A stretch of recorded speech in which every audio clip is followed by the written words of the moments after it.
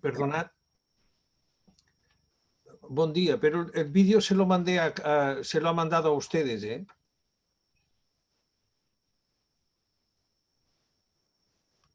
Dentro de breves minutos vamos colocar já o seu vídeo a funcionar. A seguir, poderá ligar a câmera para responder às questões que os participantes tiverem para si.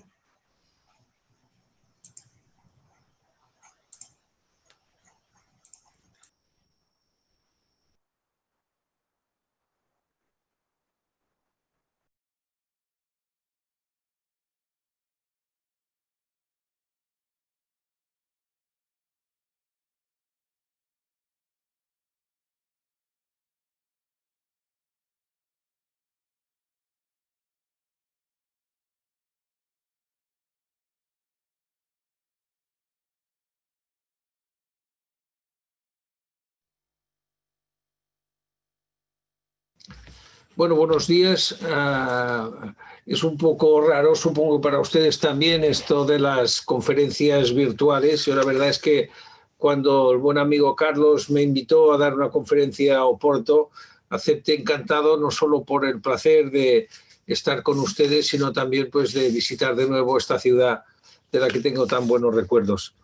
Me sabe mal no hacerlo virtual porque hubiera compartido sus experiencias, sus conocimientos, sus preocupaciones y hubiera podido también abrazar a mi amigo Leroy, que creo que va a hablar dentro de un momento después de mí. En todo caso, gracias por estar aquí, gracias por la atención y voy a intentar desarrollar de forma sumaria lo que está expuesto aquí.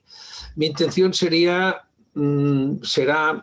dejarles más la presentación que lo que yo puedo hacer. Lo que yo ahora les haré será hacer pinceladas sobre estos temas, pero en mi presentación he dejado enlaces como para que cualquiera de ustedes pudieran, si es que quieren, ir a la fuente e investigar un poco más los temas que yo apuntaré. Yo lo que intento es, verán aquí, es explicar qué es la ciencia abierta y sobre todo por qué surge, cómo en estos momentos está siendo impulsada desde Europa por diferentes entidades y en el punto 3 concretamente por las bibliotecas.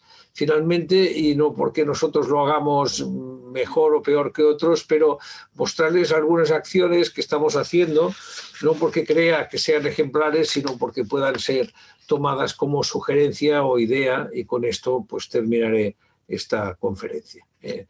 Primero, déjenme hablar un poco de qué es la ciencia abierta. Y antes de hablar de ciencia abierta, les voy a hablar de dos señores muy distintos. Thomas Kuhn era un físico que hizo un libro sobre las revoluciones científicas y Clayton Christensen era un señor, un businessman, un teórico de los negocios, y nos dicen es que los cambios no son lineales, no son discontinuos. Un cambio discontinuo, ¿qué le pasa? ¿Qué le pasa? Pues si nosotros tomamos en este caso las teorías de Kuhn, pero le recomiendo que el artículo de Christensen se lo lean también si ustedes quieren, pero yo creo que es interesante. Dice, bueno, durante las sociedades, los grupos sociales funcionan durante un tiempo sobre un paradigma. ¿Cuál ha sido el paradigma de la comunicación científica? El paradigma que ha funcionado durante mucho tiempo, en el que nos hemos formado nosotros, nuestros profesores, es que las revistas impresas son el único canal de comunicación de la ciencia, que éstas tienen un sistema de revisión de iguales o pagos, con un modelo de negocio de pago por leer, que funciona a partir de citas, y que se aplica este modelo a todo el mundo. Thomas Kuhn dice, bueno, esto es así durante mucho tiempo, hasta que la gente ya sabe que hay cosas que no funcionan, que él llama anomalías. Pero estas cosas que no funcionan, para decirlo de alguna forma, se aguantan bien mientras no tienes alternativa.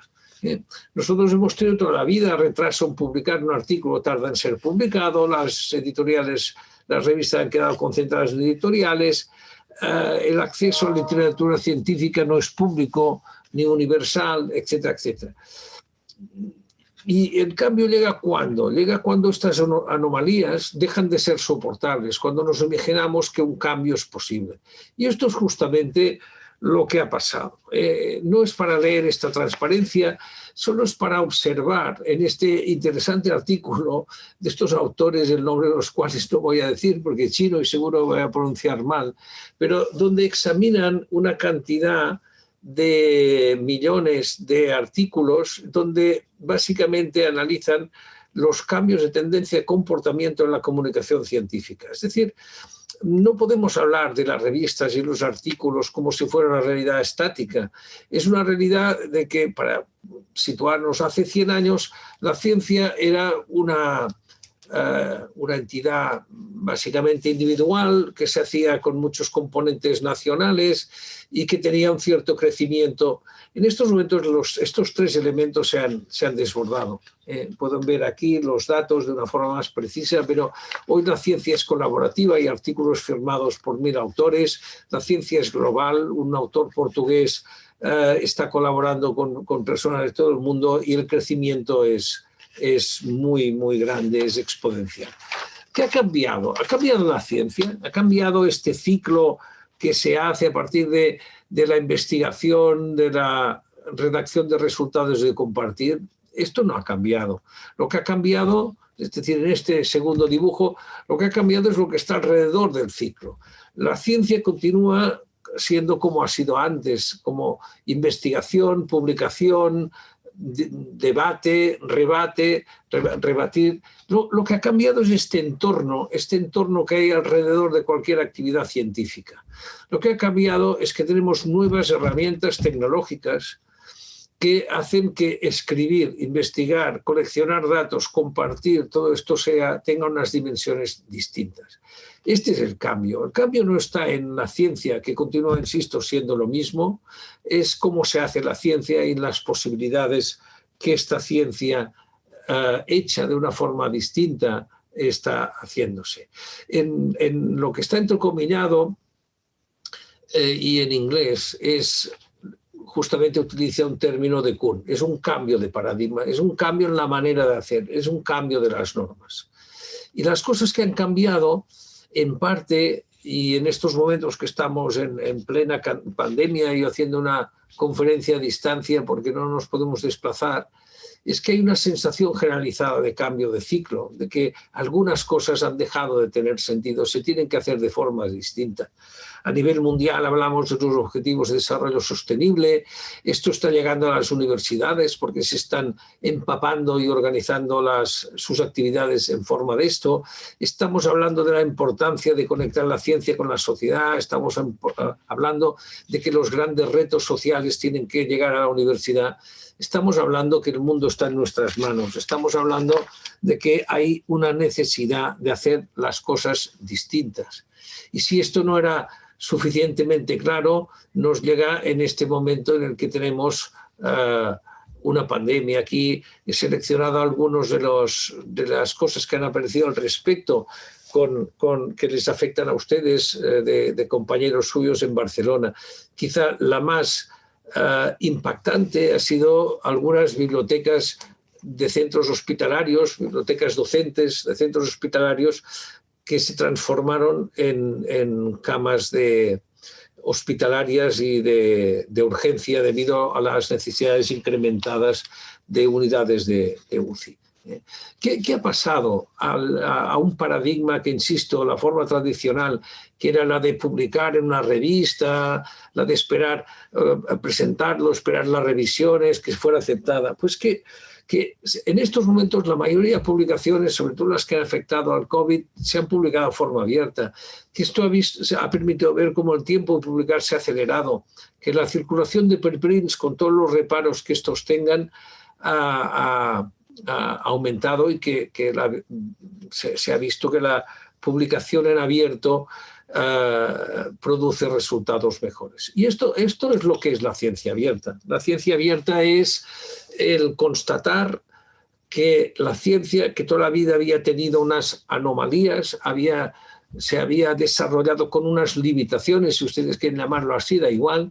En estos momentos podemos romper estas limitaciones. Si en algún momento podía ser el hecho de que una persona, no sé, en Portugal, da igual, en en Cataluña, donde ustedes quieran. Para leer un artículo tenía que hacer una suscripción, pagar un coste. Hoy las tecnologías permitirían un acceso universal. El problema no es tecnológico, antes lo fue, pero ahora no lo es. Entonces, si el problema no es tecnológico, lo que tenemos que ver, y es lo que dice la ciencia abierta, es aceleremos el cambio para conseguir otro entorno, otro paradigma en el que la ciencia, como luego diré, sea abierta, es decir, consultable, sea colaborativa, que ya lo es, pero hagámoslo más, y sea además social, es decir, con impacto social. Ahora veremos esto en qué consiste.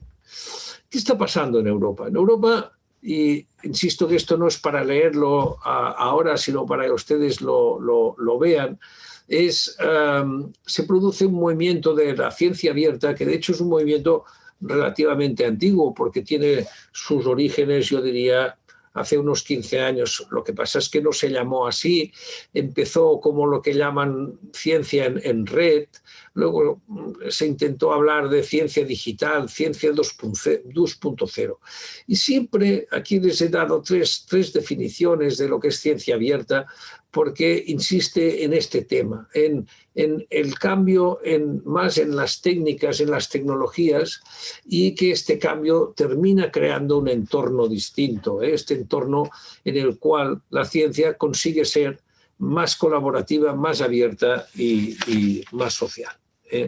Esto yo creo que tiene, y perdonen que sea quizá materialista, pero tiene un fundamento que tiene un fundamento científico, y luego lo comentaré, pero el único fundamento no es científico, sino tiene un fundamento, una motivación económica y política.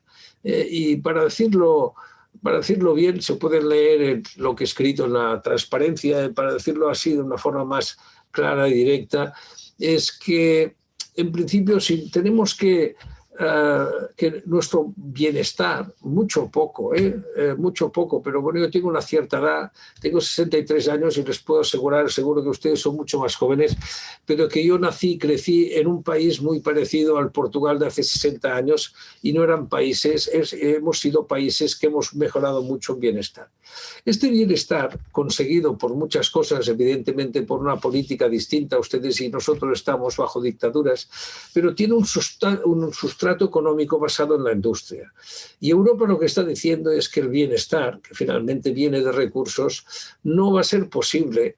Este nivel de bienestar que ya tenemos y el que queremos conseguir no va a ser posible si no lo sostenemos en una economía basada ya no en la industrialización, sino basada en la innovación, en la investigación, en el descubrimiento, es decir, para nosotros en la investigación, en la información.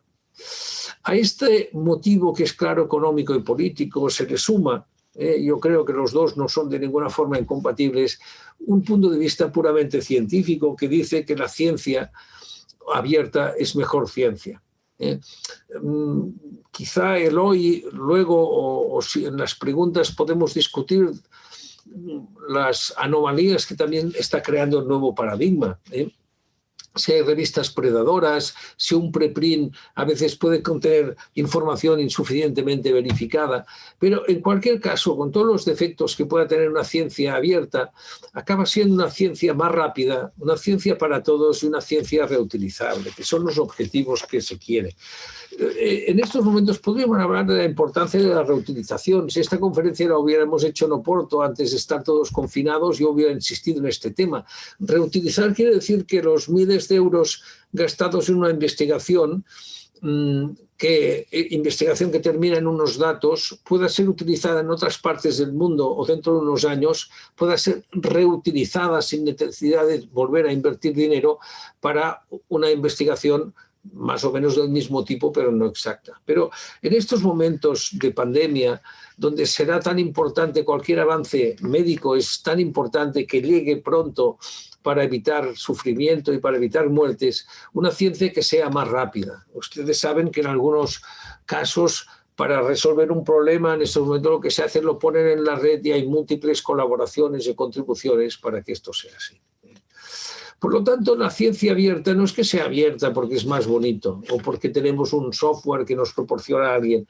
La ciencia abierta es un una imposición, una voluntad que viene de esta voluntad de continuar siendo, viviendo en lugares donde el bienestar actual y la mejora del bienestar actual se pueda sustentar en una economía basada en la innovación y donde la ciencia mejore porque haya posibilidades, digamos, de mejorar basadas en la tecnología presente. Esto algunos países entre los cuales ustedes están, Portugal tiene un mandato, un principio orientador.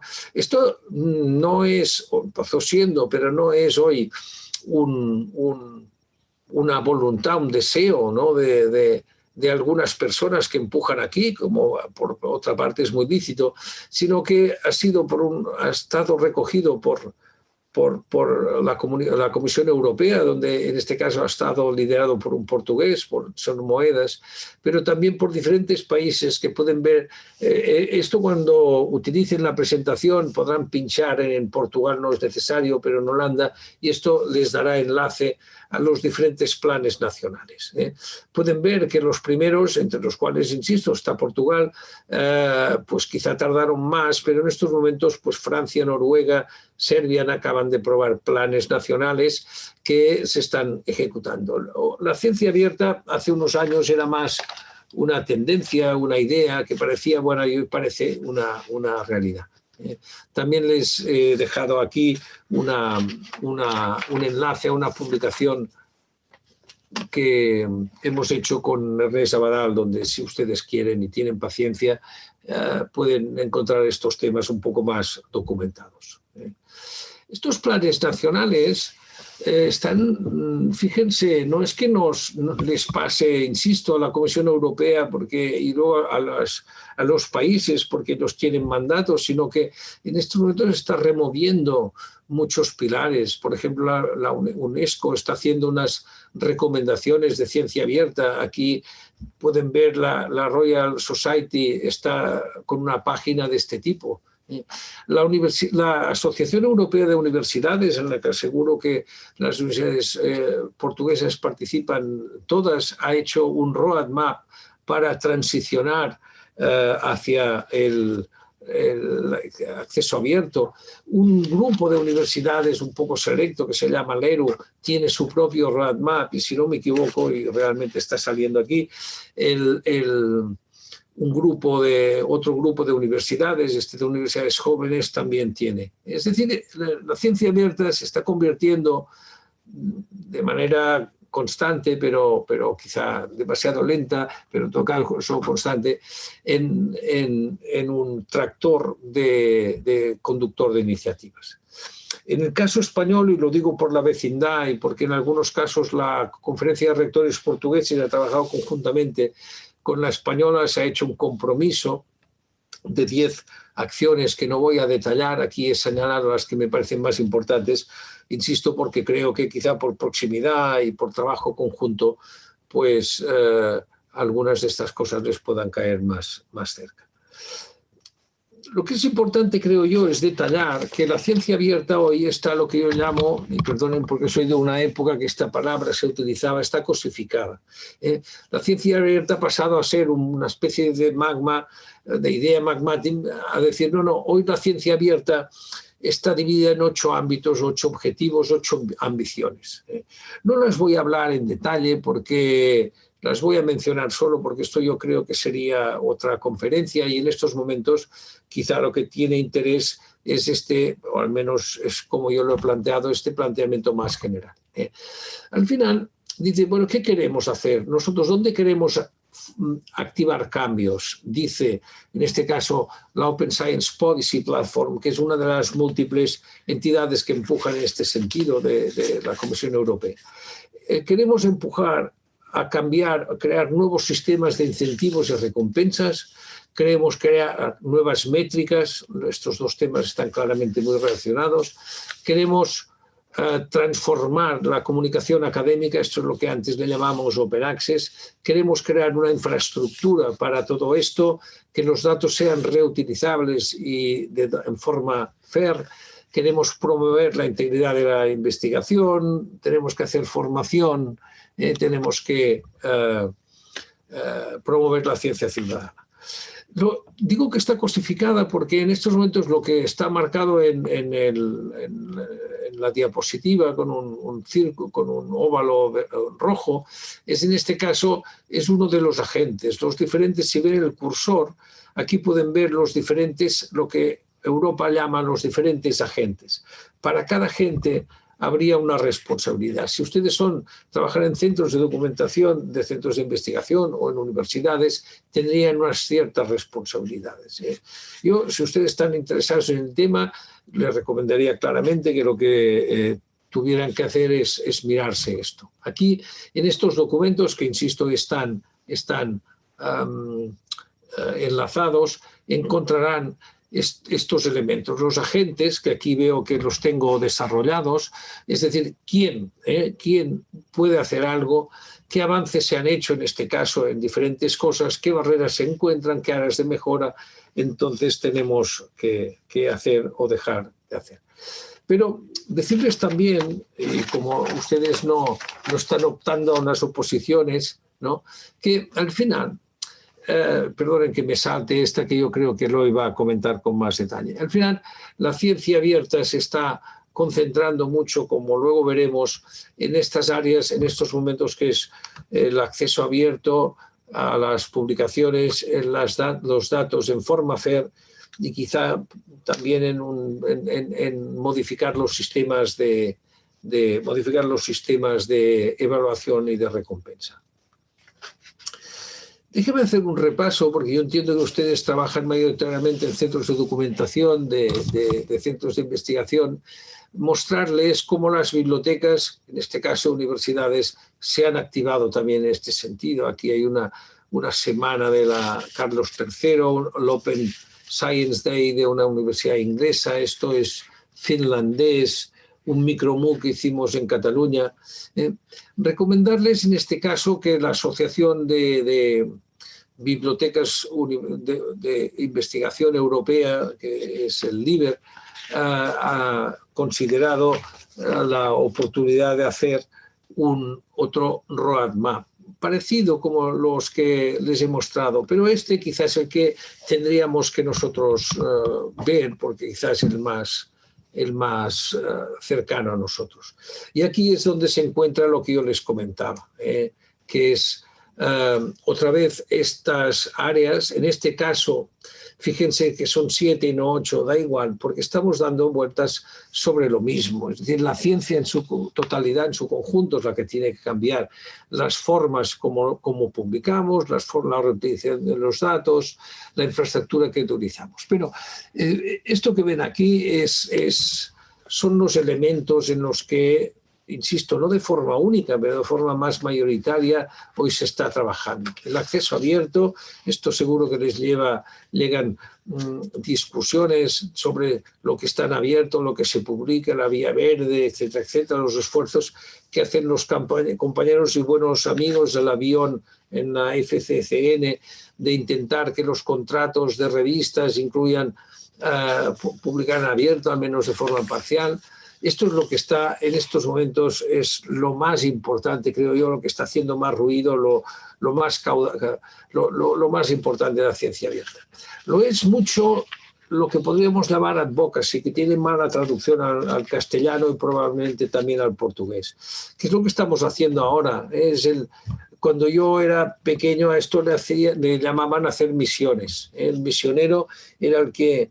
Ustedes, además, en su pasado deben tener muchos misioneros, como también en el caso español, que imbuidos de una fe visitaban otros países, otros continentes para promover esta fe. Esto es lo que estoy haciendo yo ahora, es decir, esto vale la pena, esto está avanzando, etc. Formar en temas de ciencia abierta, y estas siglas que pueden parecer raras quieren decir sencillamente Research Data Management, es decir, gestión de los datos de la investigación. Aquí es donde se concentran la mayor parte de las actividades de las instituciones en este tema. Bueno, aquí pueden ver un poco más en este sentido, pueden encontrar más detalle de lo que encontrarán en el roadmap de LIBER. La ciencia abierta, yo el primer conocimiento que tuve quizá de ella, al menos consciente, fue en este documento que es de CDC, de hace, ahora no sé si es mucho tiempo, ¿no? En el 2003, pero ¿qué decía? El título era Starting the Conversation, empezar a hablar del tema. Es cuando un tema es difícil, no lo podemos solucionar de un día para otro, pero empezamos a hablar del tema. Y entonces OCLC, la cooperativa de bibliotecas, decía, esto de la gestión de los datos de investigación va a ser importante. ¿Quién interviene? Mucha gente. Pero esto se tiene que hacer en colaboración también de mucha gente, el servicio de investigación, los archivos, la informática. Pero dos cosas, es importante empezar, ¿no? Empezar a hablar del tema, y es la biblioteca quien es la que está mejor preparada para empezar a poner el tema. En la vida privada sabemos perfectamente que hay temas que son embarazosos. Sabemos que tenemos que hablar, y a veces lo que hacemos en un tema embarazoso es no hablar del tema, pero finalmente lo mejor es que lo hablemos, y hay quien está mejor posicionado que otro para iniciar esta conversación. Para empezar a trabajar en la línea del acceso abierto, de la ciencia abierta, es mejor empezar para hablar de difusión, de propaganda, para hablar de contenidos, de repositorios, para hablar de metadatos, para hablar de reutilización, de preservación, para hacer formación. Las bibliotecas y los centros de documentación son entidades muy bien posicionadas para hacer esto, y es en este sentido lo que yo ahora estoy haciendo, animándoles a hacer. ¿Por qué? Pues porque de hecho, el diagnóstico e incluso los mandatos están claros. Desde hace tiempo, por ejemplo, los programas europeos, Horizon, están obligando a que las publicaciones se pongan en abierto. Tenemos informaciones, artículos que nos indican que el paradigma anterior está caduco. Tenemos en este caso, estudios sobre métricas alternativas. Aquí tendría que verse, pero no se ven los documentos que yo he oído, pero pueden ver que tenemos documentos, lo tenemos todo hecho. El problema no es el diagnóstico no es el problema es la acción. Y aquí les pongo un dicho italiano que a mí me ha gustado porque expresa de forma distinta lo que en español decimos, que del dicho al hecho hay un gran trecho. De decir a hacer hay una gran distancia. Y los italianos dicen esto: tra il dire e il fare c'è di mezzo il mare. Entre decir una cosa y hacerla, en medio hay un camino que a veces es muy largo para recorrer. ¿Qué podemos hacer? Yo creo que lo que podemos hacer es ponernos a trabajar. Yo no sé dónde, no conozco su situación y cada uno seguro que es distinta, pero una idea importante es que hoy no es necesario decir o justificar la ciencia abierta. Hoy la ciencia abierta está siendo un concepto que se quiere impulsar desde las máximas instancias económicas, políticas, académicas, científicas. Entonces, si esto es así, ya sabemos que los cambios no se van a producir de forma inmediata. No es necesario que ustedes me digan que no tienen recursos, yo tampoco. No ha habido nunca recursos en países como los nuestros para hacer grandes cambios, pero sí que hay la posibilidad de hacer algo, y este algo es lo que ustedes, en principio, o cada uno de nosotros tenemos que ver qué es lo que podemos hacer. ¿Cómo podemos hacer pasar de un marco teórico a lo que en este caso la Open Science Platform, y al menos yo lo sé por su presidenta, por Eva Méndez, le llama pasar a compromisos prácticos de implementación? Muy brevemente, porque con esto estoy terminando mi tiempo y por lo tanto también voy a decirles, ¿qué estamos haciendo en Cataluña? Pues se lo voy a enseñar. Yo ya he dicho al principio que no es con ninguna voluntad de pensar qué es lo mejor, pero para que vean qué tipo de cosas se hacen o se pueden hacer. Lo primero que hemos hecho es crear una especie de plataforma conjunta entre todas las universidades. Y decimos, nosotros somos una área, es decir, le hemos puesto un nombre a la cosa, y esta cosa... ¿Esto cambia sustancialmente las cosas? Pues no las cambia, pero estamos diciendo, el mismo hecho de existir le da avisos de realidad a la ciencia abierta, nos permite trabajar aquí. ¿Y nuestras actividades cuáles son? Pues muy parecidas a las que ustedes están haciendo. Nosotros estamos promoviendo esto, estamos promoviendo la transparencia con un portal en el que ponemos todos los investigadores juntos. Yo ahora desconozco. He tenido la suerte de trabajar mucho tiempo con João Moreira y desconozco lo que están haciendo ustedes, pero yo sé que ustedes en Portugal están haciendo cosas parecidas. Estamos apoyando la creación, la gestión de datos de investigación con un instrumento para hacer planes de gestión de datos y con un repositorio. Estamos fomentando lo abierto y estamos creando infraestructura común. Tampoco es necesario que diga lo bien que lo han hecho ustedes en Portugal, con personas fantásticas, innovadoras y anticipadoras de realidad, como ha sido Eloy Rodríguez de la Universidad de Minho. Se pueden hacer cosas con los juncos que tenemos, con los instrumentos y los recursos que tenemos. Con esto, finalmente, es decirle lo que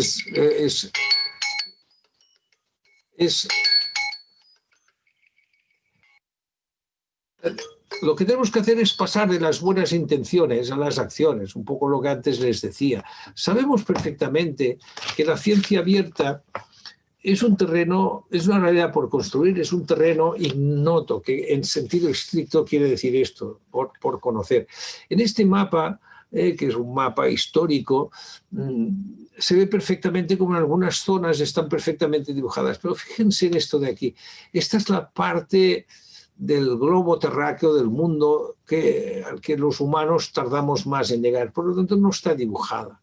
¿Qué quiere decir? Que no sabemos que allí hay algo, pero no sabemos exactamente qué es ni cuándo llegaremos. Con lo cual, la ciencia abierta tiene un componente importante de incertidumbre y esto no tiene que dejarnos, no podemos esperar a que esté totalmente cerrada, sino que lo que tenemos que hacer es procurar avanzar en este terreno para ir definiendo las actuaciones. Esto es lo que les decía, tenemos que pasar a estas acciones prácticas a nivel local, tenemos que hacer programas de implementación, compromisos de implementación de cosas y constituyendo comisiones en los centros, personas, empezar esta conversación. Yo quiero hablar solo para el final y dejar para esto serían las tres respuestas a lo que podemos hacer. ¿Podemos hacer? La respuesta primera, sí.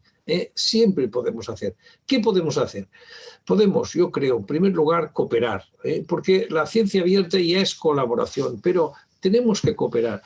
La cooperación en estos momentos, la ciencia abierta va a exigir tener algunas infraestructuras muy robustas, algunos servicios de calidad. Estas infraestructuras podemos hacer tres cosas. Hacerlas a nivel local, que nos va a costar mucho y nunca lo serán suficientemente buenas. Dejarlas en manos de empresas, es lo que en estos momentos sabemos que está pasando con la comunicación científica, o crear una estructura robusta dirigida por la comunidad, que yo creo que es de los temas que él hoy va a hablar. La segunda cosa que podemos hacer es abrir, porque la ciencia abierta es esto, es abrir, facilitar el acceso. Esto tiene diferentes componentes y virtudes, pero básicamente lo que hace es acelerar la ciencia, producir resultados buenos en un plazo de tiempo más corto, facilitar que la vacuna contra la COVID llegue antes. ¿Y qué podemos hacer? Podemos comunicar, porque Open Science es socialización y en estos momentos, a pesar de lo que les he dicho, Open Science es aún la ciencia abierta, es para mucha gente, recuerden el cambio de paradigma, para mucha gente no es el paradigma en el que se han formado. Si usted es una persona mayor de 40 años, probablemente no se haya formado en un paradigma de ciencia abierta, con lo cual es necesario explicar cosas, hacer pruebas, etcétera, etcétera. Esto es lo que les quería contar y con esto lo que hago es terminar y decirles que estoy muy obrigado pela sua atenção. Muchas gracias. Muchas gracias.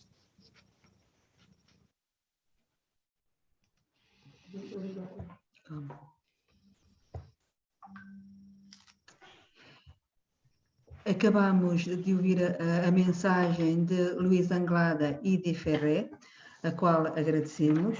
Luís Anglada é diretora da área de ciência aberta do Consórcio de Serviços Universitários de Catalunha.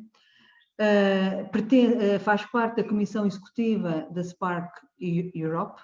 É membro da Comissão de Seguimento das Recomendações para a Implementação do artigo 77, Difusão e Acesso Aberto da Lei da Ciência, a Tecnologia e da Inovação, do Conselho do Governo da Biblioteca de Catalunha e da Comissão Assessora da Faculdade de Biblioteconomia e Documentação.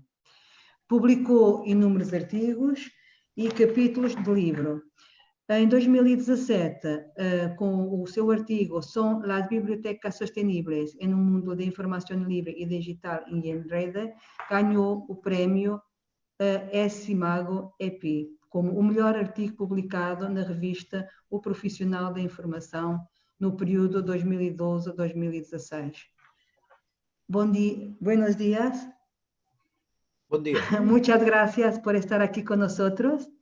Yo hablaré en portugués, pero sí despacio, pero si hay algo que no entienda, por favor me lo diga para que haga la traducción.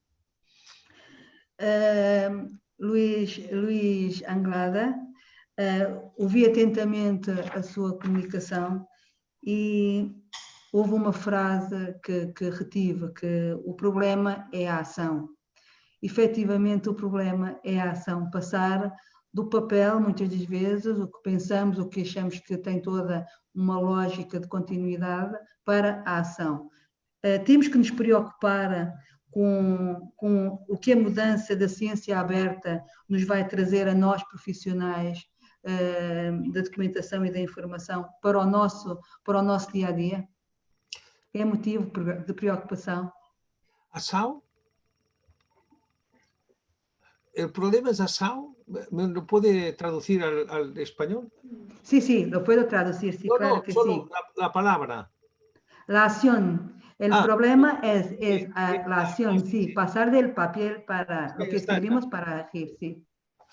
Sí, yo creo que ahora recientemente se ha publicado, yo no sé si ustedes aquí siguen, pero se lo puedo mandar el blog de Bit, que hacemos una serie de reseñas, y recientemente se ha publicado unas recomendaciones o un informe de esta Open Science Platform, ¿no? Yo creo que, y justamente dice esto que ya he dicho en la conferencia, que creo que es una idea poderosa de Eva Méndez, que es decir, bueno, yo no sé a ustedes en Portugal, y perdonen que me refiera a su país sin conocerlo suficientemente, pero es un país tan cercano al mío, ¿no?, que muchas veces las referencias son inevitables. Algunos de los males que tenemos o de los problemas que tenemos están lo que llaman sobrediagnosticados. Tenemos un problema, hacemos que una persona lo diagnostique y dice, esto se tiene que ser, ustedes que están en el ámbito de salud, esto es tal enfermedad y tiene tal solución. Como no nos gusta, no sabemos aplicar la solución, cogemos otro especialista y le preguntamos, ¿cómo se soluciona este problema? Y dice, este problema se llama así y esta es la solución. Y como no nos vemos capaces, hacemos lo mismo. Es decir, esto es sobrediagnóstico. Entonces, ¿cómo podemos salir de este bucle? Bueno, con paciencia. En primer lugar, les diré, yo creo que quizá nuestros países no están en una posición más favorable para introducir, para liderar los cambios. Y perdonen la modestia, pero yo creo que se tiene que asumir. Esto no quiere decir que no tengamos que hacer cosas. Quizá en estos momentos, por ejemplo, quizá es muy difícil, yo no sé si aquí están los compañeros y amigos João Moreira, quizá no podemos hacer lo que está haciendo Holanda o Finlandia, de hacer acuerdos transformativos, que supone a veces tener unas capacidades económicas, ¿no? Pero en cambio podemos fomentar el acceso abierto, verde, la vía a los repositorios. Este es nuestro camino. Entonces, cada uno en esta vida tiene que saber cuál es su camino, cuál es la posición en el mundo.